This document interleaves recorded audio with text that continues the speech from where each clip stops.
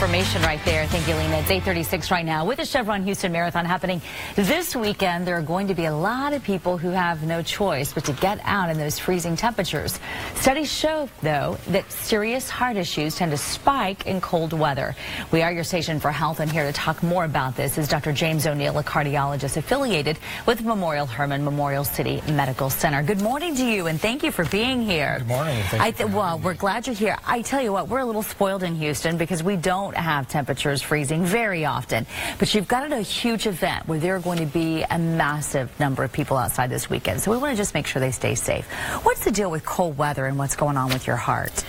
Well, it's been known for a long time in the medical literature that there is indeed a spike in heart attacks during the wintertime compared to the summer. And there's a lot of possible explanations for this. One of which is that our bodies, in response to cold temperatures, actually cause the arteries to constrict a little bit. That constriction is built into us to prevent us from losing heat if we're stranded out in the snow or cold weather.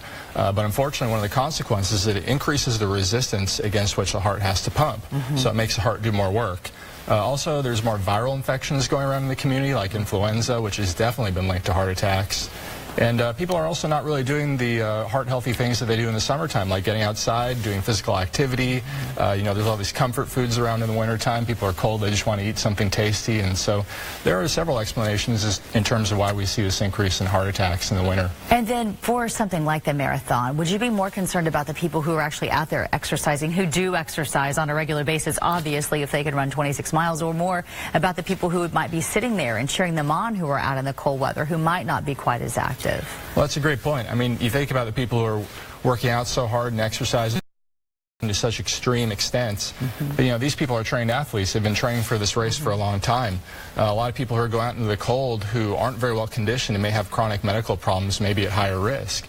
People we need to think about are older people who might be in their 70s or 80s, people with known heart disease, people with lung disease or diabetes. These are some of the groups that might want to take some extra precautions during these really cold days. What would those extra precautions be then? Well, I think a lot of them are just kind of common sense measures. You know, bundling up if you have to be outside, wearing appropriate clothing, also washing your hands and practicing good hand hygiene, because influenza, like I mentioned earlier, has been linked with an increase in heart attacks in the winter.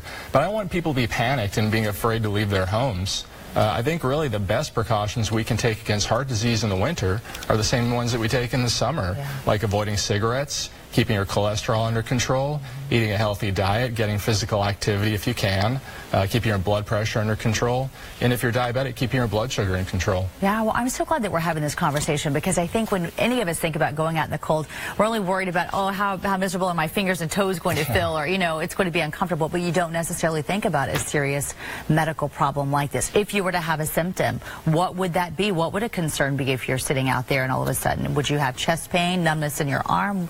What are you concerned about? Well, of course, the major, most classic symptom of a heart attack is crushing chest pain. You can also feel a deep squeezing or pressure pain in your chest. But interestingly, not everybody feels that. So you really need to listen to your body. And if you suspect that something is wrong, you don't want to ignore that gut feeling. For instance, oftentimes women and diabetics will experience heart attacks in a different way. They can break out in a cold sweat and feel nauseated, or suddenly feel very short of breath with no alternate explanation for it.